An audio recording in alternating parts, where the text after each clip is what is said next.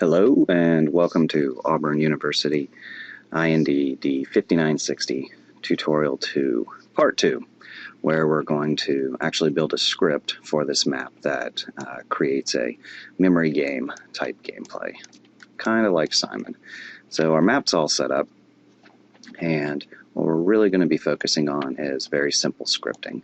And the goal of this tutorial is to take somebody who has never scripted before and doesn't completely understand how logic flows through this simple script so that they understand the basics of scripting and understand that really all we're doing here is making simple sentences that say things like, hey, my game has loaded, my level has loaded, and after that says, I would like to show the HUD to my player. Toggle on the HUD, all players right there, and says after that, hey, I would like to turn off the controls to my players. So that's what's going on there, and then says after that, hey, I would like to hide all the cylinders in the scene. We talked a little bit earlier about the cylinders drawing at the same time, so they're flickering because we have the gray cylinders and the glowing cylinders. Well, this is the point at which we control them being, which ones are being visible and which ones are not visible. So when the map loads, we immediately toggle hidden all of the glowing cylinders, so we have a room of just gray cylinders. And then moving forward, we're always just toggling, making sure that we use a toggle to toggle both the colored cylinder and the gray cylinder at the same time, so they're never on at the same time. While we're looking at this, you probably noticed that we have boxes, which are basically events. They're either actions or events, and each of these boxes is either waiting for something to happen or forces something to happen when the script reaches it. And then appended to them are actors that these boxes are manipulating. So in this case, we have our blue cylinder over here, our glowing blue one. And this circle represents that actor. So if I double click it, you'll see that back here, the scene pops straight to him. And if I double click this one, the scene pops straight to the red one. I'll show you in a minute how we create that connection between these actors, but this script is literally representing objects in the scene, and then these boxes are telling those objects what to do when the logic has progressed far enough to them. Now, while we're looking at these cylinders, one thing that we did not do while looking at the map earlier was change the cylinders into dynamic actors that will allow this script to toggle visibility on. So that was a whole lot of words for a very simple change. Let's take a look at the map, go to wireframe. You'll notice here these cylinders are pink. The reason they're pink is because I've changed them to what are called movers, otherwise known as dynamic actors in the scene. And the way that is done is simply by choosing the cylinder, right-click it, and then we're going to convert what on your screen is probably a green static mesh to a mover. So here this would say mover right here. So we'll real quickly so I converted it back to a static mesh actor just for sake of demonstration here. So we'll right click it and convert to mover. There we go. So you want to do that for the 4 gray cylinders because we're toggling them off at the same time that we're toggling on the 4 glowing cylinders. So make all of these guys movers. Once they're movers, in here they'll be called interp actor something number. So interp actor is another name for mover, which is another name for a dynamic asset. All right, so we'll have to do a little bit here in the map here and there, just selecting stuff to create nodes in Kismet, but the vast majority of our work will be done in here. So go ahead and knock out those conversions real quick. and we will nuke what's here in the Kismet script and start over. Okay, so let's start building our game. Alright, you're probably looking at a blank Kismet screen right now, or at least you should be. There's the K button to pull up this window. Go ahead and pull it up across your monitor. Now, everything in this level, and as with most levels, begins with the level loading. So that is how we know where things begin. You bring most of your actions and events and variables into the scene by right-clicking anywhere here in the window. And what we need right now is to start off the world with an event. Now, that event is level loaded. Real quick, we'll talk about the difference between action and event. Now, working in Kismet gets a lot easier once you just start thinking about really cause and effect is what this is. A action is a cause and an event is an effect. So level loaded is an effect that happened because, well, we launched the game. Now, cause is all of these actions. These are all things that at some point you can drop them into the scene and the script hits it and it says, hey, make something happen. For example, here we have Actor Factory. And what happens here is a node produces another bot or character within the game. And then there's literally hundreds of these within Kismet. So anytime you're trying to figure out how to do something in Kismet, just break down what you're trying to do into what is a cause and what is an effect. So here, what we want to do is we have our effect here. We've loaded the game. Now we want to create an initial stance for our player. Basically, we're going to freeze him and take away the UI and get our cylinders all set up. It's the initialization of the level. All right, we're going to do that by saying, all right, new action, and we will go down here to toggle, and we're going to toggle the HUD. Now, once a node is dropped into the scene, you can navigate the scene by left-clicking and dragging. You'll get the hand. Now, to move the nodes, you'll hold Control and then click a node and drag it. You've got the ability to move a node around. And we want to connect them. You do that by just mousing over one of the black connectors here. In this case, we just want as soon as the level is loaded, so this connector right here, I'm going to click and drag a wire out of it and drag it all the way over here to Show HUD. And then after that, we need to tell it whose HUD we're messing with right now. Because right now the game has no idea who I want to affect. So the way we tell it who we're going to affect is by connecting it here. In this case, it's the player. So there's nothing here in the 3D view that we can use to create a player symbol here. We're going to fetch that out of new variable, and that variable is player. So again, we'll click, hold, pull the wire out until we touch this guy right here. So now we are connecting the player to HUD. Now from here, we want to toggle his input so he stays still until we're ready for him to play the game. So we are going to, that's another action because we're forcing something on the scene. We're saying we want to toggle something. So we're going to toggle input. There we go.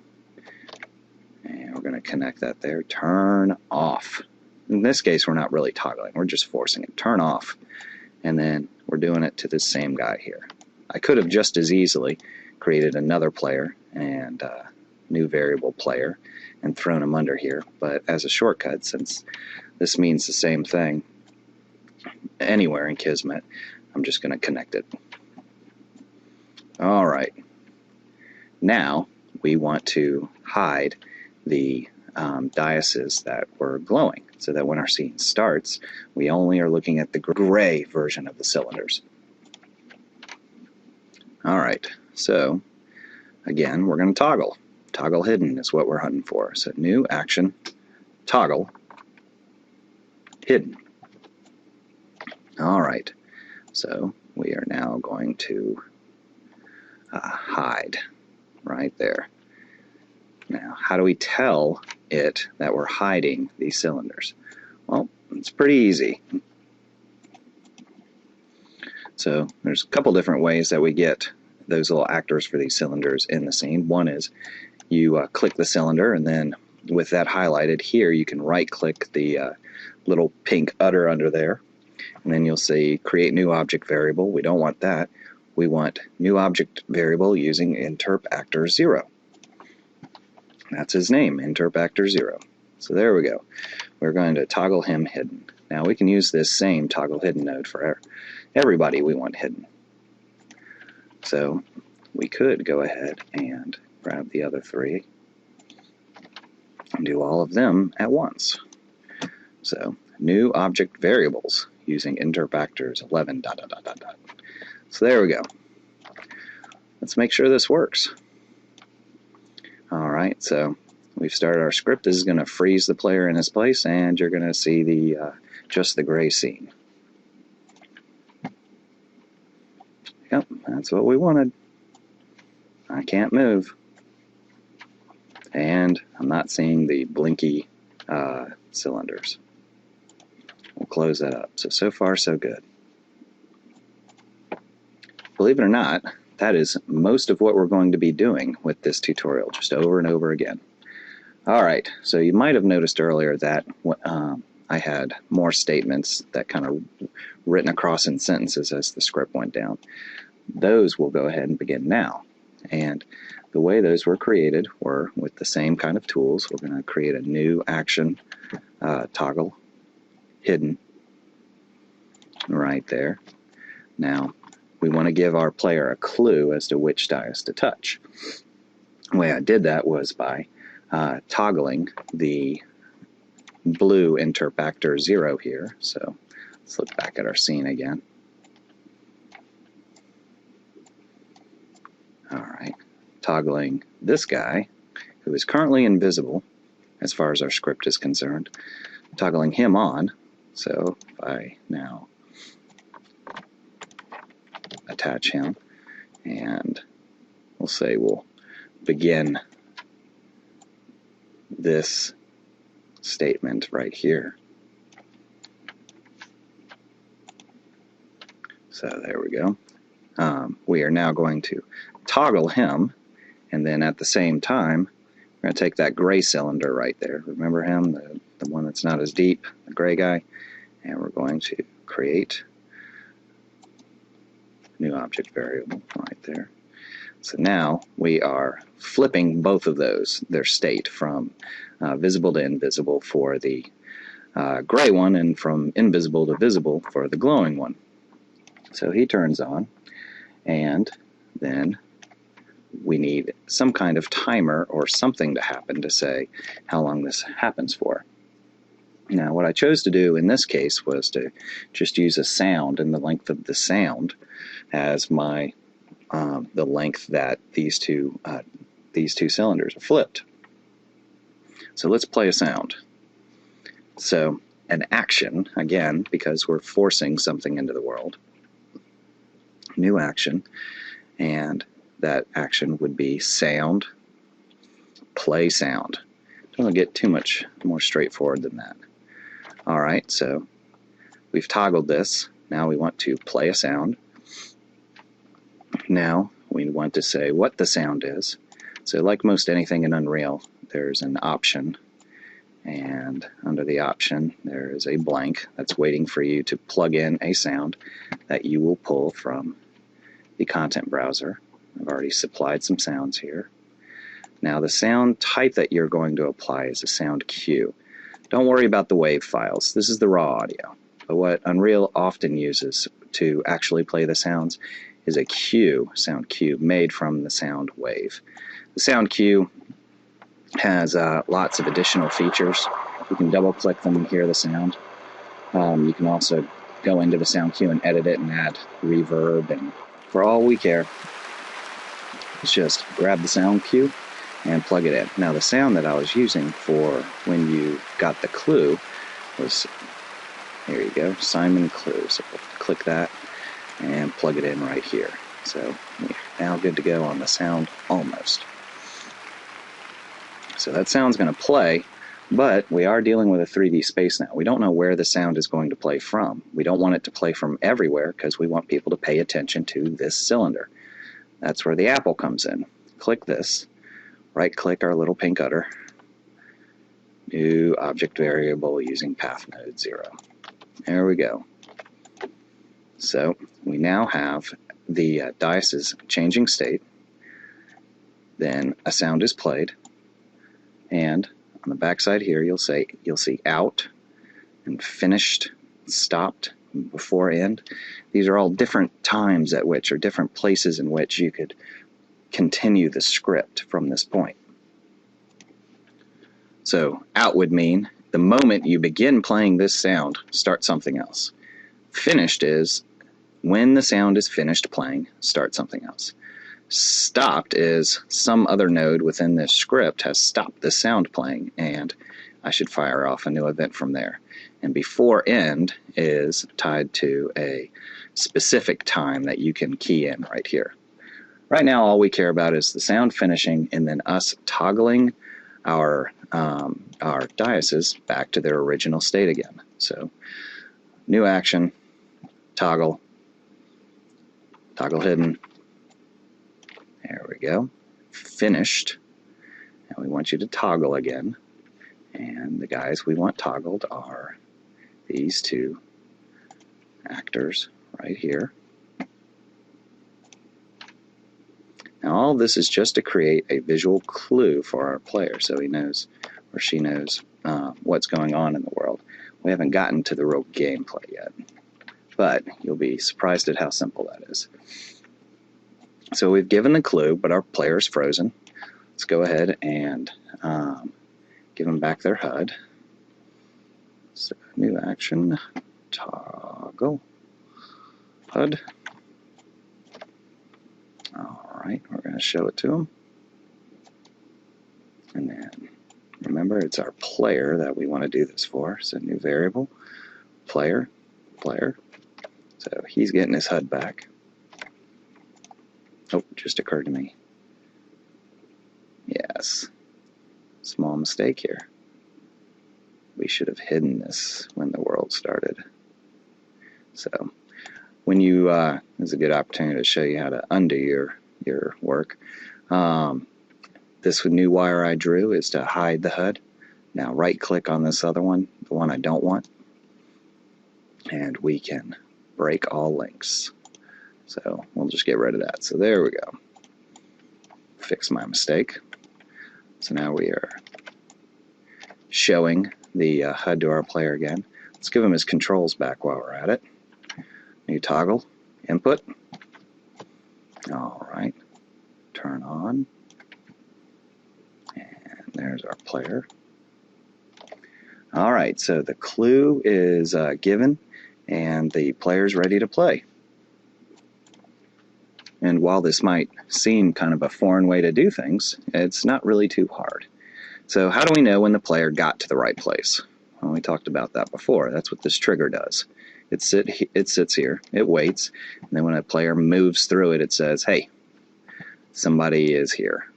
So let's go ahead and select that trigger. We're going to right click here in Kismet, and we're going to choose down here, new event using dynamic trigger volume 5, touch. So when somebody has touched this trigger, it's going to send a little impulse out here where it says touched. And then there's untouched. You can send an impulse out when somebody exits it or when nobody is in there. But all we care about for this script is touched. Alright, so that's, now we know when the player's in there. But how do we tell the player that they've succeeded? How do we progress the script along once they've actually gotten in there? Well, that is what we're going to use this next um, this new action, miscellaneous. This next node for it's called a gate. It does exactly what its name implies. The gate keeps the script from moving forward until you've told it to open. This is important because our trigger's never going to go away. We don't want our script at this point to get fired off anytime somebody runs through it. We want it to happen once at this point in time after our clue is given and the player's running around. So on touch, we're going to go into this gate, and we know that right now is an okay time for somebody to be activating this trigger because this part of the script is fired off. Like we've already given them the clue that says, here is where we want you to go. So we're going to toggle this gate, and by default here, instead of leaving it open, because what we really intend is for this gate to be closed all the time except for the one time this script says it's okay to be open. So we're going to unclick open. So our gate is now, it's closed unless our clue's been given, which then toggles it open. And then we're going to say, when this gate has been opened, the script may pass through it once somebody touched the trigger. So an impulse is given. Somebody may, the script may pass through this gate one time. All right, so our gate now opens up because the clue's given. The trigger's sitting there doing its thing. Somebody touches it, and then the script passes through the gate. And at that point, we're ready to tell the player that they have succeeded. They went to the right place in the map. We'll tell them they succeeded with another sound. New action. Sound. Play sound. All right. And then this sound is conveniently named. Where are you? Sound. Win. There we go, Simon Win. So we'll plug that in here. All right, so we've plugged that in, and we need to tell it where to play from, our apple. There you go. Whoops, if you see that, question marks, you know it didn't assign the right guy to it. Not a big deal. Any of these circles, they're just blank variables. They're just blank little nodes waiting here to be populated with something. So even though it's blank right now, I can easily click that apple, then right-click this guy and tell it to assign to that apple. So it's a very flexible, simple system. All right. So believe it or not, that is pretty much everything for our game. That is the logic. That is how this works. Now, the next step is just to reset the game. So to reset the game, we already know that our initial state for the player is a frozen, is to take away the HUD. It's our clue to them that, hey, you know, you're not in control anymore, buddy. We're in control. We're taking the UI away from you. So we're going to hide it, and we're going to create our player variable real quick, and then we're going to take away his controls. Toggle, input, turn them off. Now, to really reset the player, though, we need to put him back at his beginning position. That's our player start here. That's easy. New, action, and then actor, teleport. All right. And remember, all these boxes, they're worthless without you telling the box who you're affecting and how to affect them. So, all right, we need to tell this teleport who we are teleporting. Well, that's this guy. All players. Where's he going? He's going to go right here to this player start. Works the same way as everything else.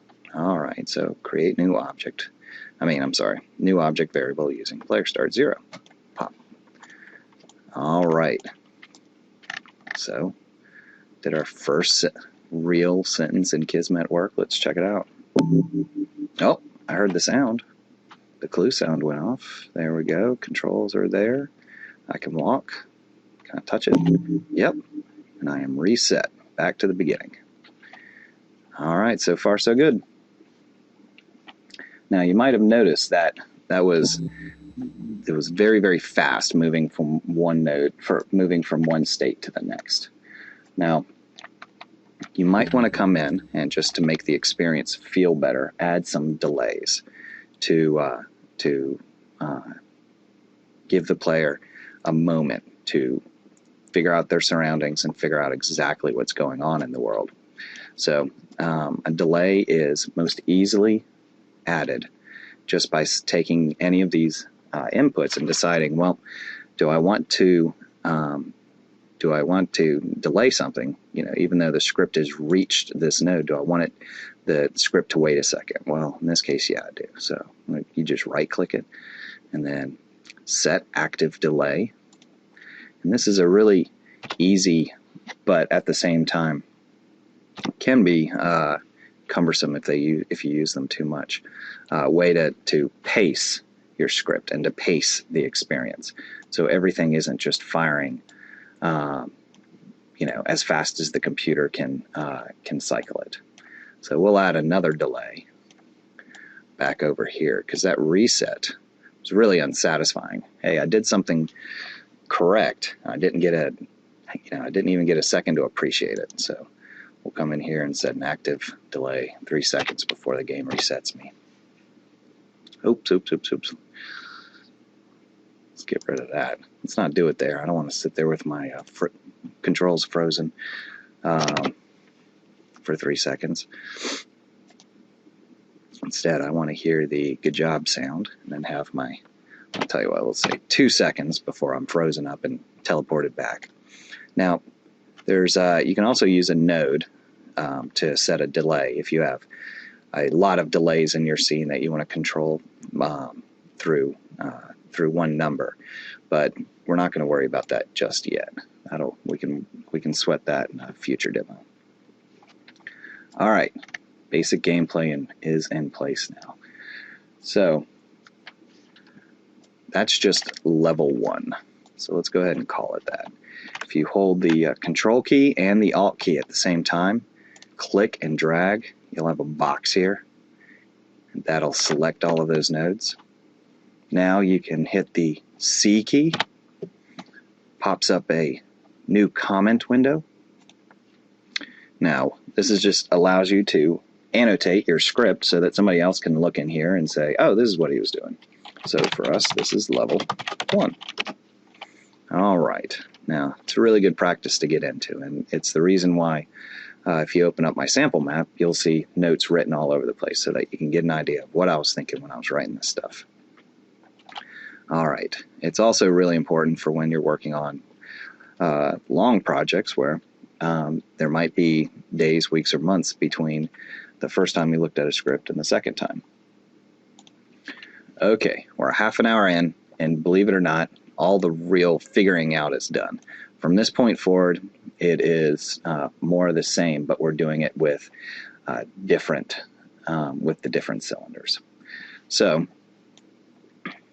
since it is more of the same, you can literally say, okay, I want this chunk of Kismet right here, using Control and Alt, dragging a box around it. You can say Control C copy, Control V paste, and bring that down here. Now, Kismet will try and figure out where you want this new chunk to connect. You'll want to disconnect that, break all links. You'll also probably want to be really careful with what variables you're bringing down here. And for the sake of this tutorial, I highly recommend you just go ahead and just delete them all and then redo it so that you know you have the right variables. we'll make an exception for all players, because that you can't mess up. It's all players. But I just deleted all the nodes that were pointing at the blue cylinder. And in the second level, we don't necessarily want this to be the blue cylinder again. All right, so what we do know, though, is that at the end of level 1, we've sort of said everything that's going to happen on level 1. Now we want to kick off level 2. And we're going to kick that off again by, we've frozen our guy, teleported him back, and so now we're going to toggle some colored dice.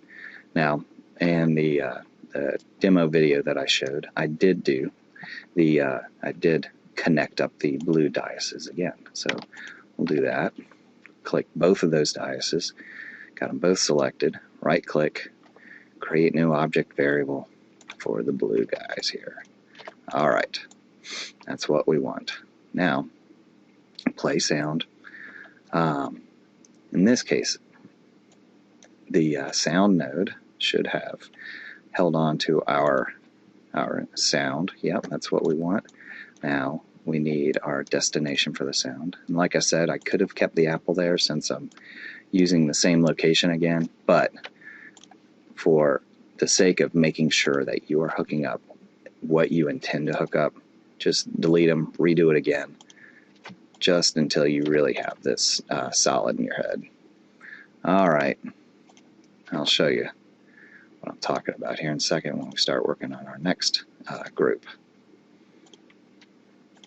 All right,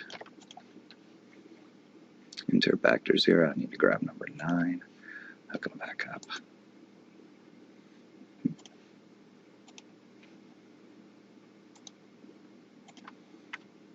All right. Now this will get faster and faster as you learn what you're doing.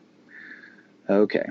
Now we have toggled blue on to play the sound, toggle them back off, but the level 2 is of course more difficult.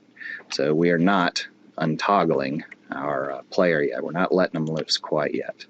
Tell you what, we'll just break that link and drag this on down here. Instead, what we want to do is play a second clue. So, again, we'll take a little shortcut here. Let's play a second clue by just copying the first clue. Move our reset down a little bit further. All right.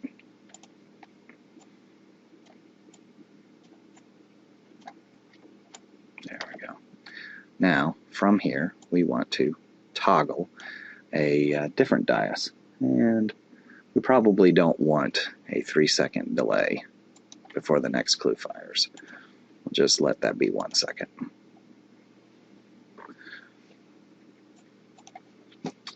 All right, now, like I was warning about before with copy-paste, careful, because what I have down here is the blue dice still connected. It's definitely not what I want. I want the red dice. So you got options here. For the sake of making sure you have the right ones connected, I recommend for right now just deleting them until you get a little bit more sure of yourself with how Kismet and the nodes work, and you get more used to reading how they work. So I've got my 2 red dices selected here. Right click our pink udder, new object variables, using that. So now we're toggling the gray one off and the glowing one on. And over here, we're flipping them back again. All right. And we want our sound to play from over the red dice and not the blue one over here. So there we go, the red one. All right. So path node 3. Okay. So that's our clue.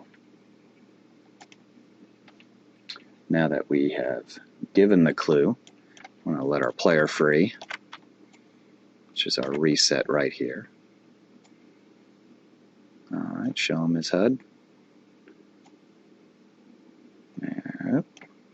And toggle input back on.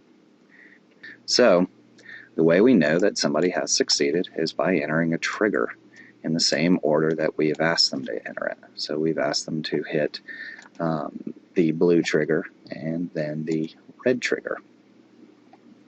So what we're going to do here is take that trigger, and just like we did last time, the blue trigger first, we're going to right click and then create a new event using Dynamic Trigger Volume 5.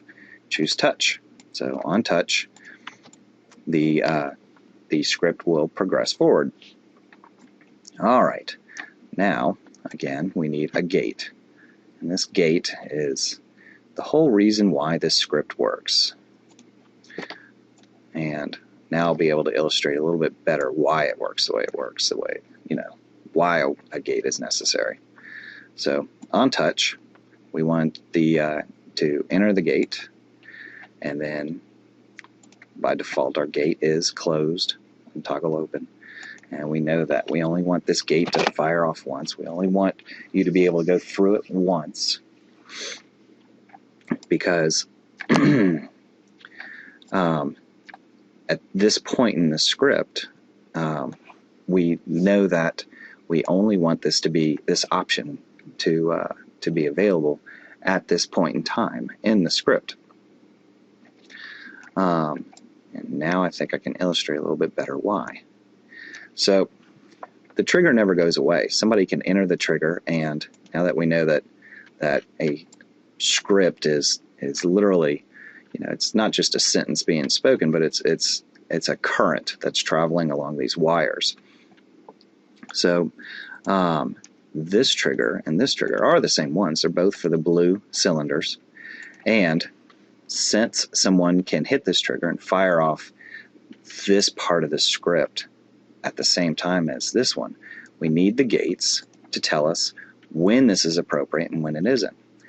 When the script is first started and it's traveling along here, this gate is closed until this node right here has been activated, and it says open. And then somebody touches this trigger and you pass through it and the gate closes. And then we continue along this band until we hit this trigger and this gate again. Now what this allowed us to do was to only activate this portion of the script here and after this node has been fired. And then once it's been fired and traveled through, this gate is closed forever, or at least until we reset it. And it keeps us from, when on the second level, hitting this trigger again, accidentally refiring this portion of the script. Alright, so that's especially important since we're using all of these, or could be using all of these triggers multiple times. So now that we got all of that straight, we have a trigger that we built in, and we need to play our success sound. So new action, and then sound, play sound.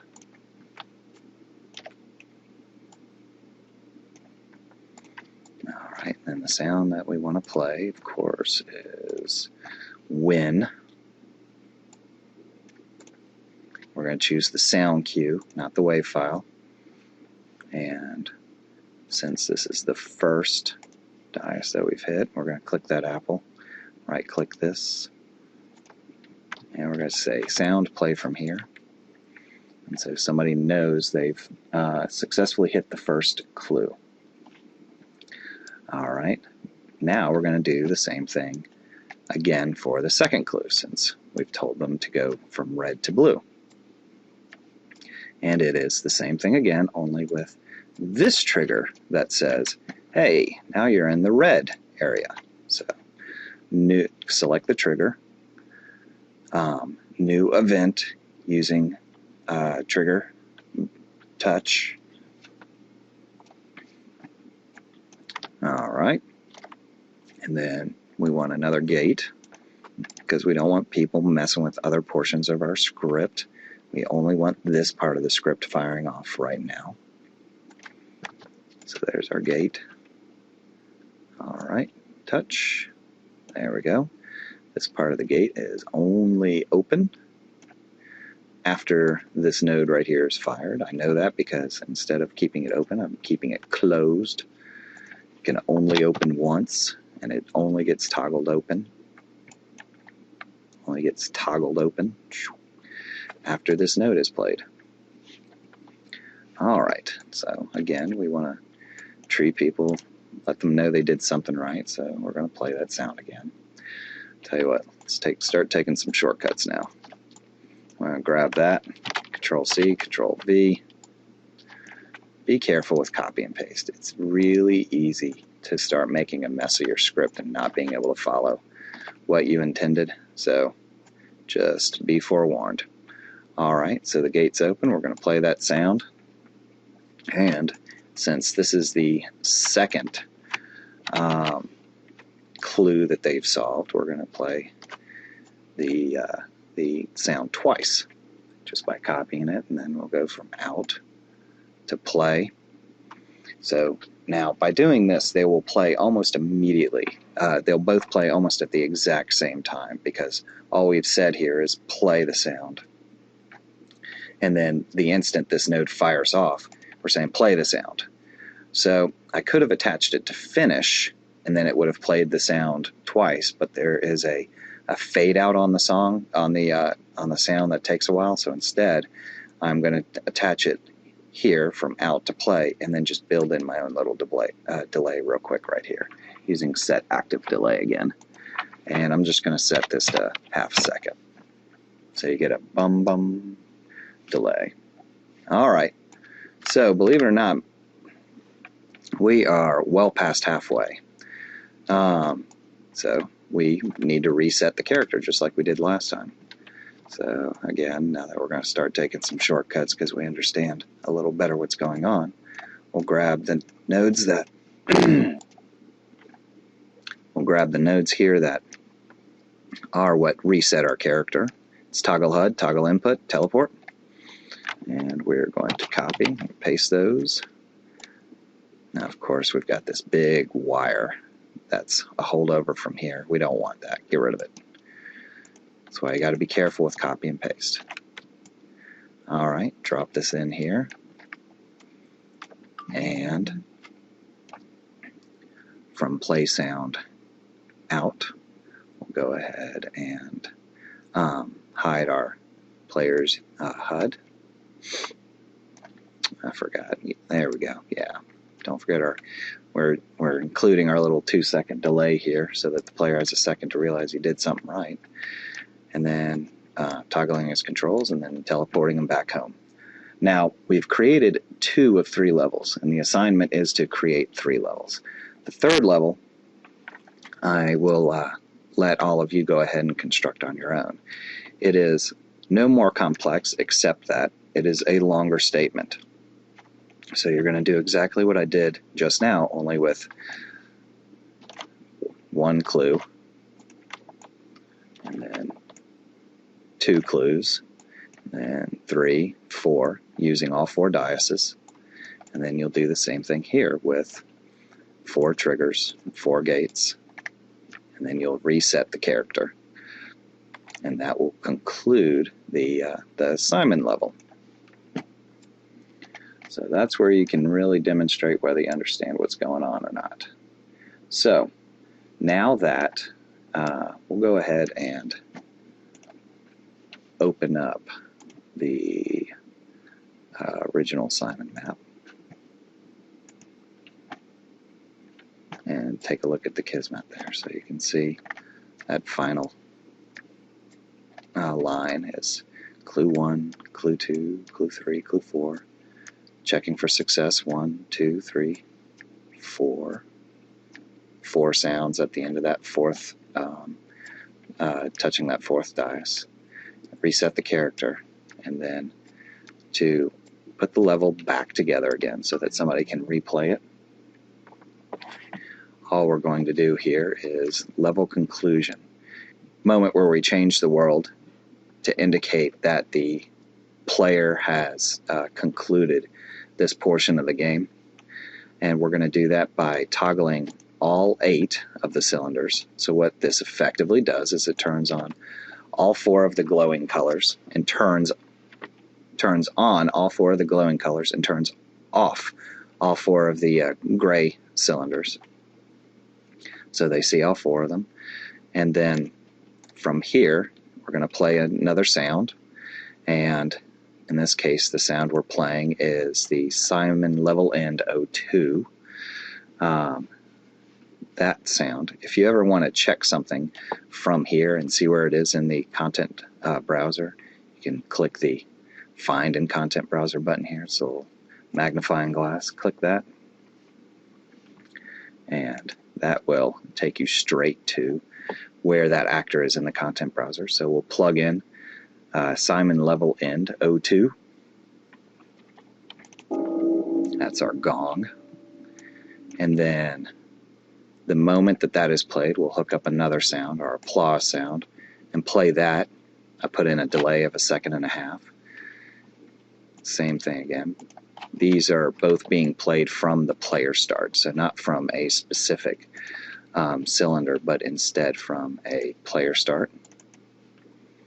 And if you're trying to figure out what I have connected here in the Kismet script, you can double click any of these nodes and it'll take you to that portion of the screen, or to that portion of the map, excuse me. Alright, and then when all of that is done, couldn't get easier. So we've played the applause, the level's over. Now we want to reset the level. So let's just toggle all those dices back again. Make all the glowing ones turn off and all the gray ones turn back on. And after that, just pull a wire from this toggle all the way back to the beginning of our first clue. And then we will be able to play through the level over again. Alright, so that concludes simple scripting using toggles, triggers, and gates for our second tutorial. And good luck. Hello, I have a quick addendum to add to this tutorial. Epic has added a feature that really helps illustrate how the scripts work. It's the Kismet debugging tool here. You'll want to click that button, and then we'll go over here and click the Kismet window so we can see our script. What this will allow us to do is actually see the script running in real time as the level is played. And you'll see a white highlight that follows along the lines that shows you what is getting ready to happen, or what has happened. So let's give that a shot and see what happens. So we're going to go ahead and run play in editor here. There's our level. We're watching the script. You can see it waiting for the sound. The clues are hidden. You can see they're white.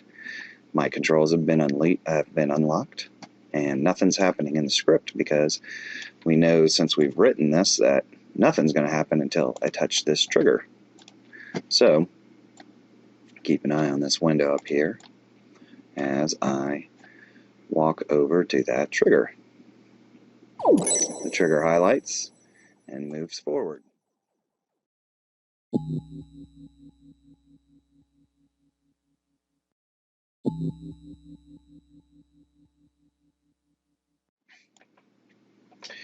The success sound played, and the script continued forward and played the next series of clues.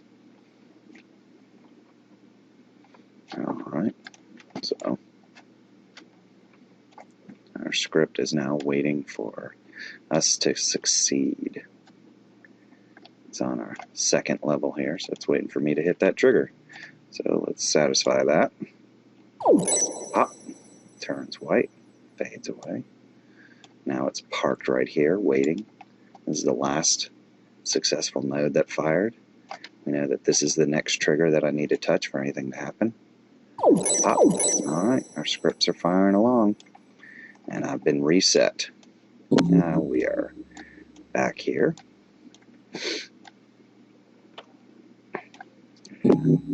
Second clue is fired.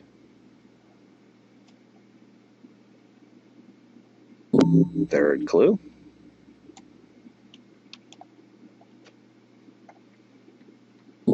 Fourth clue. Alright, player's controls have been reset. So now we need to hit all these triggers in the order that the clues were fired.